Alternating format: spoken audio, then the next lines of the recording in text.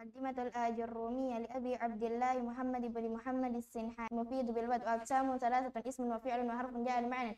فالاسم يعرف بالخفض والتنوين ودخول الألف واللام عليه، وحروف الخفض وهي من وإلى وعن ولا وفي ورب والباء والكاف واللام، وحروف القسم وهي الواو والباء والأنيس الساكنة والحرف ما لا يسلو معه دليل الاسم ولا دليل الفعل. باب الإعراب. الإعراب هو تغيير الأواخر الكلم لاختلاف عوامل الداخلة عليها لفظا أو تقديرا. فأقسامه أربعة: رفع ونسب وخفض وجزم. فللأسماء من ذلك الرفع والنسب والخفض ولا جزم فيها، وللأفعال من ذلك الرفع والنسب والجزم ولا خفض فيها.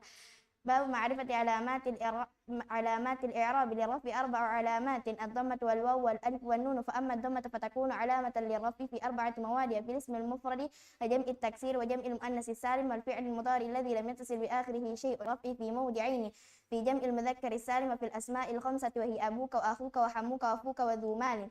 وأما الألف فتكون علامة للرفع في التثنية الأسماء خاصة. وأما النون فتكون علامة للرفع في الفعل المضارع إذا اتصل به ضمير تثنية أو ضمير جمع أو ضمير المؤنثة المخاطبة. وللنسب 5 علامات: الفتحة والألف والكسرة والياء وحذف النون. فأما الفتحة فتكون علامة للنسب في 3 مواضع: في الاسم المفرد وجمع التكسير والفعل المضارع إذا دخل عليه ناصب ولم يتصل بآخره شيء. وأما الألف فتكون علامة للنسب في الأسماء الخمسة نحو رأيت أباك وأخاك، النسب في جمع المؤنث السالم. وأما الياء فتكون علامة للنسب في التثنية والجمع. وأما حذف النون فيكون علامة للنسب في الأفعال الخمسة التي رفعها بثبات النون. وللخفض فتكون علامة للخفض في 3 مواضع: في الاسم المفرد المنصرف وجمع التكسير المنصرف وفي جمع المؤنث السالم. وأما الياء فتكون علامة للخفض في الأسماء الخمسة وفي التثنية والجمع. وأما الفتحة فتكون علامة للخفض في الاسم الذي لا ينصرف. وللجزم علامتان: السكون والحذف. فأما السكون فيكون علامة للجزم في الفعل المضارع الصحيح الآخر. وأما الحذف فيكون علامة الآخر وفي الأفعال الخمسة التي رفعها بثبات النون. فصل. المعربات قسمان: قسم يعرب بالحروف وقسم يعرب بالحركات وقسم يعرب بالحروف. فالذي يعرب بالحركات 4 أنواع: الاسم المفرد وجمع التكسير وجمع المؤنث السالم والفعل المضارع الذي لم يتصل بآخره شيء. وكلها ترفع بالضمة وتنصب بالفتحة وتخفض بالياء وتجزم بالسكون. وخرج عن ذلك 3 أشياء: جمع المؤنث السالم ينصب بالكسرة، والاسم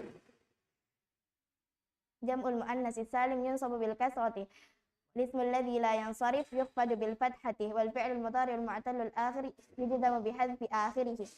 والذي يعرف بالحروف 4 أنواع: التثنية وجمع المذكر السالم والأسماء الخمسة والأفعال الخمسة. يفعلان وتفعلان فترفع بالألف وتنصب وتخفض بالياء. وأما جمع المذكر السالم فيرفع بالواو وينصب ويخفض بالياء. وأما الأسماء الخمسة فترفع بالألف وتنصب الخمسة فترفع بالنون وتنصب وتجزم بحذفها. باب الأفعال 3: ماض ومضارع وأمر. نحو ضرب ويضرب واضرب. فالماض مفتوح الآخر أبدا، والأمر مجزوم أبدا، والمضارع ما كان في أول إحدى الزوائد الأربع التي يجمعها قولك أنيت، وهو مرفوع أبدا حتى يدخل عليه ناصب أو جازم. فالنواسب 10 وهي لن، أن، وإذا، وكي، كي، ولام الجهود، وحتى، والجواب بالفاء والواو وأو. والجوازم 18 وهي لم ولما وألم وألما ولام الأمر والدعاء ولا في النهي والدعاء وإن وما ومن ومهما وإذما وأي ومتى وأيانا وأين وأن وحيثما وكيفما وإذن في الشعر خاصة. باب مرفوعات الأسماء. المرفوعات 7: الفاعل والمفعول الذي لم يسمى فاعله، والمبتدأ وخبره واسم كان وأخواتها وخبر إن وأخواتها، والتابع للمرفوع وهو 4 أشياء: النعت والعطف والتوكيد والبدل. باب الفاعل هو الاسم المرفوع المذكور قبله فعله، وهو على قسمين: ظاهر ومضمر. فالظاهر نحو قولك قام زيد ويقوم زيد، وقام الزيدان ويقوم الزيدان، وقام الزيدون ويقوم الزيدون، وقام الرجال ويقوم الرجال، وقامت هند وتقوم هند، وقامت الهندان وتقوم الهندان، وقامت الهندات وتقوم الهندات، وقامت الهنود وتقوم الهنود، وقام أخوك ويقوم أخوك، وقام غلام ويقوم غلام. والمدمر 12 نحو قولك ضربت وضربنا وضربت وضربت وضربتما وضربتم وضربتن وضرب وضربت وضربا وضربوا وضربنا.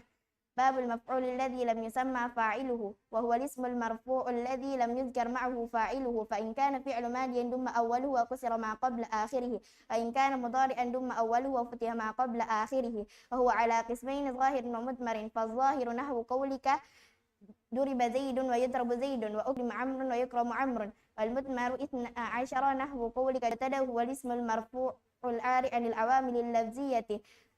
زيد قائم معروف 12 وهي أنا ونحن وأنت وأنت وأنتما وأنتم وأنتن وهو وهي وهما وهم وهن.